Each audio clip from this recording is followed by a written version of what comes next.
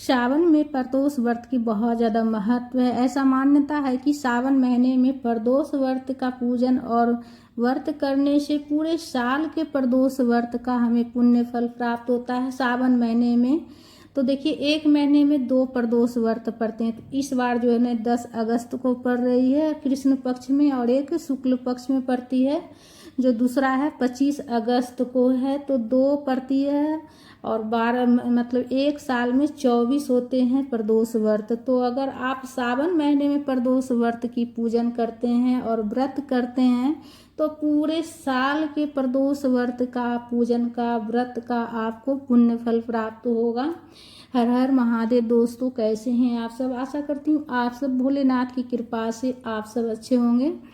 तो आज मैं आप सबके साथ शेयर करूंगी प्रदोष व्रत की पूजन हम प्रदोष काल में कैसे करेंगे। तो सबसे पहले देखिए हमने पूजा की चौकी लगा ली और प्रदोष काल में पूजन करेंगे। तो देखिए प्रदोष काल में पूजन जो होती है जब सूरज डूबने में, सूरज अस्त होने में 3 घड़ी शेष रह जाती है, तो वो प्रदोष काल का समय होता है। जब गौ माता जब जैसे कि जो चढ़ के आती है वापस घर आती है, पक्षियाँ सब जो है ना वापस अपने घोंसले में जाने लग जाते हैं, वो गोधनी बेला होता है, उसी को प्रदोष काल भी कहते हैं। तो उस टाइम पर जो है ना पूजा की जाती है। तो पार्थिव शिवलिंग का पूजन का बहुत ज़्यादा महत्व है दोस्तों। पार्थिव शिवलिंग निर्माण कर कर पूजन करने का बहुत ज़्यादा महत्व है सावन के महीने में। तो देखिए हमने पार्थिव शिवलिंग का निर्माण कर लिए हैं। तो तुलसी के पौधा के पास का मिट्टी को छोड़कर आप जो है ना किसी पेड़ पौधा के पास का, किसी बगीचे का अच्छे जगह पर, साफ सुथरा जगह देखकर आप पार्थिव शिवलिंग का निर्माण कर लीजिएगा। और घर पर पूजन कर रहे हैं तो जलेहरी का मुख जो है उत्तर दिशा की तरफ होना चाहिए, इस बात का खास ध्यान रखिएगा। और बेलपत्र का आसन देकर हम पार्थिव शिवलिंग को विराजित किए हैं, और एक प्लेट हम पलट कर और उसके ऊपर हम विराजित किए हैं ताकि अभिषेक करते समय हमारा शिवलिंग जो है सही रहे। तो इसलिए कि मिट्टी का है ना, तो इसीलिए किसी बर्तन के ऊपर रखिएगा, ठीक है। तो किसी प्लेट पर या कोई कटोरी बड़ा सा हो तो उसके ऊपर भी रख सकते हैं। थाली लिए हैं, थाली में स्वास्तिक बना लिए, उसके ऊपर हम प्लेट पलट कर और उसके बाद बेलपत्र का आसन देकर हम शिवलिंग को विराजित किए। पार्थिव शिवलिंग को सबसे पहले हम दीपक प्रज्वलित कर लिए, इसलिए कि हमारी पूजा का साक्षी दीपक होता है। पुष्प का आसन देकर दीपक को रखे हैं। और सबसे पहले देखिए अभिषेक के लिए 1 लोटा हम जल लिए हैं, स्वच्छ जल, और उसमें हम गंगा जल थोड़ा सा मिला लेंगे तो पूरा जल हमारा गंगा जल हो जाएगा। और अभिषेक करने के लिए देखिए ये पंचामृत लिए 5 चीज़। आप चाहे तो सिर्फ दूध से भी अभिषेक कर सकते हैं, या पंचामृत सारा चीज़ एक में मिलाकर भी कर सकते हैं, या फिर अलग अलग करके भी कर सकते हैं। तो सबसे पहले देखिए जल से अभिषेक करेंगे। सबसे पहले जलेहरी के पास गणेश जी का ध्यान करते हुए जल चढ़ाएंगे और शिवलिंग पर जल चढ़ाएंगे। ओम नमः शिवाय का जाप करते हुए जल चढ़ाएंगे। उसके बाद दूध से अभिषेक करेंगे जलेहरी के पास। उसके बाद हम शिवलिंग पर दूध चढ़ाएंगे तो ओम नमः शिवाय का जाप करते हुए चढ़ाना है। और उसके बाद देखिए शहद से, दूध से, उसके बाद शहद से अभिषेक कर रहे हैं। ओम नमः शिवाय का जाप करते हुए ही अपना पूजा संपन्न कीजिएगा। उसके बाद हम दही से अभिषेक कर रहे हैं। तो एक एक करके बारी बारी हम 5 चीज़ों से अभिषेक कर लेंगे। उसके बाद हम घी से अभिषेक कर रहे हैं, और उसके बाद हम शक्कर से अभिषेक कर रहे हैं, चीनी। तो देखिए चीनी तो सभी के घर में होते हैं। और जैसे ये 5 चीज़ में से कोई चीज़ आपको नहीं मिले तो ऐसे में सिर्फ आप दूध से भी अभिषेक कर सकते हैं, दही से भी अभिषेक कर सकते हैं, शहद से भी अभिषेक कर सकते हैं, इसलिए कि भोलेनाथ सबसे पहले अपने भक्त के भाव देखते हैं। उसके बाद लास्ट में फिर हम जल से अभिषेक करेंगे। दूध दही को अच्छे से शिवलिंग से मतलब हटाते हुए अच्छे से अभिषेक कर लेंगे भोले बाबा को। उसके बाद हम अच्छे से श्रृंगार करेंगे। तो दूध दही अच्छे से हटाकर उसके बाद हम भोले बाबा का श्रृंगार करेंगे। तो सबसे पहले देखिए वस्त्र के स्वरूप में कलावा समर्पित कर रहे हैं। वस्त्र हो तो आप वस्त्र भी समर्पित कर सकते हैं। तो स्नान के बाद, उसके बाद अभिषेक के बाद वस्त्र ही दिया जाता है। तो सबसे पहले हम वस्त्र के स्वरूप में कलावा समर्पित कर रहे हैं। और देखिए तस्वीर फोटो हो तो वो भी आप चौकी के पास रख लीजिएगा, भोलेनाथ माता पार्वती का। और नहीं हो तो देखिए शिवलिंग में पूरा शिव परिवार होते हैं, ठीक है। और जनेऊ समर्पित कर रहे हैं भोलेनाथ को। तो शिवलिंग में पूरा शिव परिवार होते हैं। अगर तस्वीर हो तो तस्वीर भी रख लीजिएगा पूजन करने के लिए, नहीं हो तो सिर्फ पार्थिव शिवलिंग निर्माण करके भी आप पूजन कर सकते हैं। उसके बाद हम त्रिपुण बना लेंगे शिवलिंग में प्रेम से, और पीला वाला चंदन से या फिर सफ़ेद चंदन हो तो उससे भी आप त्रिपुण बना सकते हैं। 3 लाइन खींचकर त्रिपुण बनाई जाती है। तो बस यहाँ पर पार्थिव शिवलिंग है तो हल्के हाथ से हम रुई की बाती है ये लगा हुआ, तो उसी से हम कर रहे हैं, इसलिए कि पार्थिव शिवलिंग को ज़्यादा स्पर्श करने से फिर खंडित होने का डर रहता है ना, तो इसीलिए इसे बस हल्के हाथ से ही आपको सब चीज़ चढ़ाना है। और देखिए हम तिलक कर ले रहे हैं रोली चंदन से भी, हल्के हाथ से ही। गणेश जी को भी तिलक कर लेंगे, कार्तिकेय जी और अशोक सुंदरी माता, पूरे शिव परिवार है तो शिव परिवार का ध्यान करते हुए हम तिलक कर लेंगे, सभी का ध्यान करते हुए। और तस्वीर फोटो में भी हम तिलक कर लेंगे भोलेनाथ को, और शिवलिंग बना हुआ है शिवलिंग में भी तिलक कर लेंगे, और गणेश जी कार्तिकेय जी को भी हम तिलक कर लेंगे। तो और उसके बाद अक्षत समर्पित करेंगे। तो देखिए अक्षत का दाना जो है टूटा हुआ नहीं होना चाहिए, 1 चुटकी अक्षत चढ़ाएंगे हम, ठीक है। तो ध्यान रखिएगा थोड़ा सा ही हो, पर अक्षत का दाना साबुत होना चाहिए, चावल का दाना टूटा हुआ नहीं होना चाहिए। और उसके बाद हम माता को हम सिंदूर लगाएंगे। तो देखिए प्रदोष व्रत की जो पूजा होती है वो प्रदोष काल में ही पूजा होती है, शाम के समय जब सूरज डूबने में 3 घड़ी शेष रह जाती है, ठीक है। उसके बाद माता को देखिए, अगर फोटो तस्वीर नहीं रखते हैं तो आप शिवलिंग में भी पीछे साइड माता का स्वरूप रहता है, तो आप शिवलिंग में भी पीछे आप जो है ना ठीक जलहरी के पीछे जो है ना माता को आप सिंदूर लगा सकते हैं। माता पार्वती का स्थान होता है वहाँ पर। और माता को सिंदूर लगाने के बाद अपनी चूड़ी में, अपनी मांग में जरूर सुहागने सजाएं, इससे अखंड सौभाग्य की प्राप्ति होती है। उसके बाद हम 1 चुटकी काला तिल भी चढ़ा लेंगे भोलेनाथ की पूजा में। और देखिए आपके पास गेहूं हो तो गेहूं भी चढ़ा सकते हैं, जो हो आपके पास प्रेम पूर्वक आप वो चढ़ा सकते हैं। गेहूं चढ़ा सकते हैं, लौंग इलायची जो आपकी इच्छा हो चढ़ा सकते हैं। यहाँ मैं सरल विधि बता रही हूँ। और देखिए बेलपत्र के ऊपर हम ओम लिख लेंगे, या फिर सिंपल तिलक भी कर सकते हैं, राम भी लिख सकते हैं।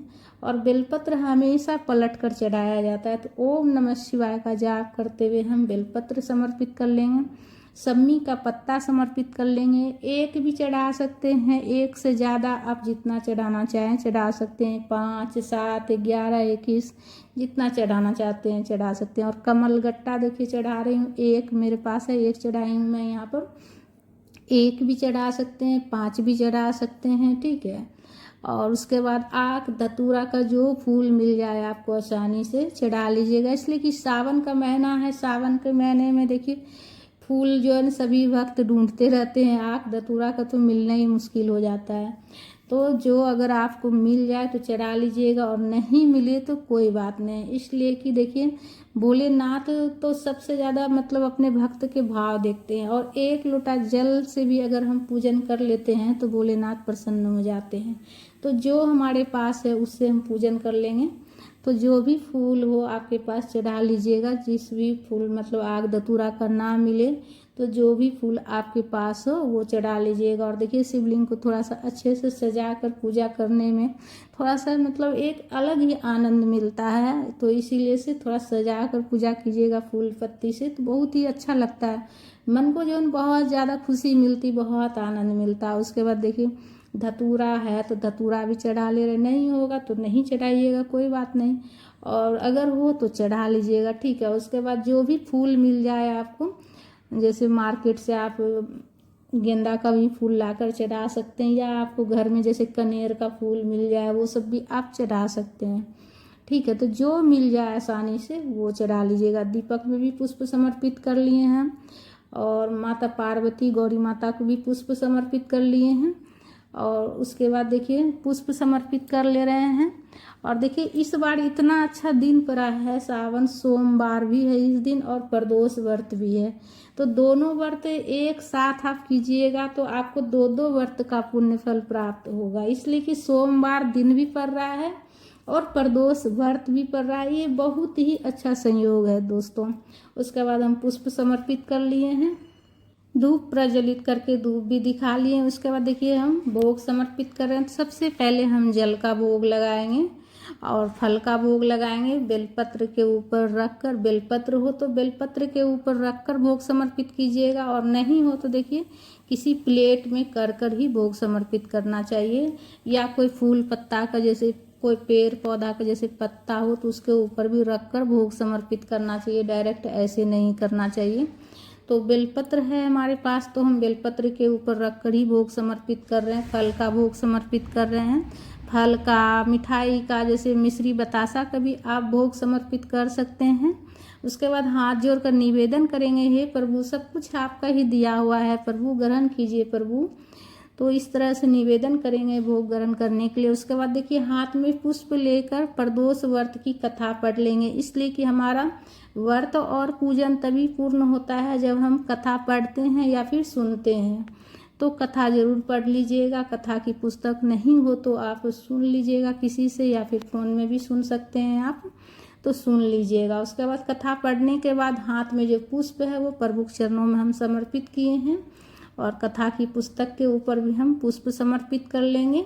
उसके बाद हम दक्षिणा कुछ समर्पित करेंगे, हाथ जोड़कर दक्षिणा समर्पित करेंगे। तो अपना श्रद्धा भाव से जितना दक्षिणा आप चढ़ाना चाहते हैं, शिवलिंग के ऊपर हम सिक्का समर्पित कर रहे हैं, और अलग से भी कुछ नोट भी हम रख रहे हैं, दक्षिणा समर्पित कर रहे हैं। बाद में इस दक्षिणा को किसी पंडित ब्राह्मण को दान कर दीजिएगा, जो भी दक्षिणा चढ़ाइएगा वो किसी पंडित ब्राह्मण को दान कर दीजिएगा। उसके बाद देखिए आरती कर लेंगे हम। आरती के लिए हमने कपूर लिए हैं, कपूर हो तो कपूर से आरती कर लीजिएगा, नहीं तो एक और दीपक प्रज्वलित कर लीजिएगा। एक और दीपक तैयार करके प्रेम पूर्वक आरती कर लीजिएगा। तो यहाँ पर मैं कपूर से आरती कर रही हूँ, तो कपूर से हम आरती कर लेंगे प्रेम पूर्वक आरती गाते हुए। तो दोस्तों वीडियो अगर अच्छा लगे तो लाइक ज़रूर कर लिया कीजिए दोस्तों, और वीडियो को ज़्यादा से ज़्यादा शेयर कीजिएगा, चैनल को सब्सक्राइब कर लीजिएगा। उसके बाद देखिए आरती करते समय जो है ना, हवा में ओम जरूर बनाइएगा। आरती का जो दीपक है ना, उसी से ओम लिखना है आपको, इसे बोलते हैं हवा में ओम बनाना, ठीक है। तो ओम बनाना है आपको, एक बार भी कम से कम ओम जरूर बनाइएगा। इससे ज़्यादा आप 5 बार भी ओम बना सकते हैं, 7 बार भी बना सकते हैं, लेकिन कम से कम एक बार ओम जरूर बनाइएगा हवा में, ठीक है।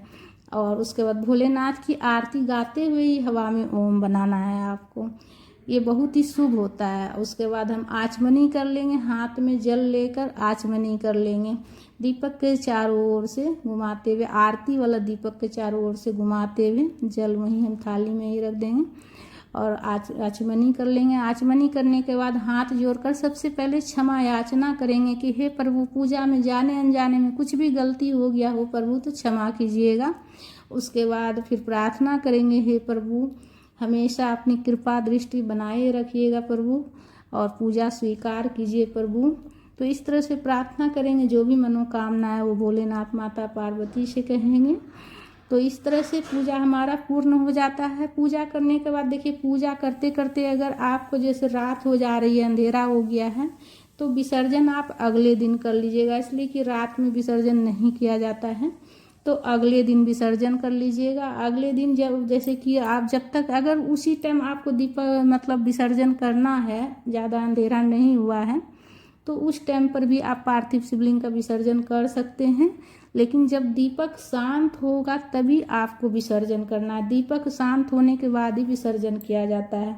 लेकिन जैसे दीपक शांत होते होते मतलब रात हो गई है, तो विसर्जन अगले दिन कीजिएगा, ठीक है। थोड़ा सा बर्तन में जल ले लीजिएगा, उसी बर्तन में, गहरा बर्तन में, और उसमें थोड़ा सा गंगा जल मिलाकर शिवलिंग को उसी में डालकर विसर्जन कर लीजिएगा। किसी पेड़ पौधा में डाल दीजिएगा।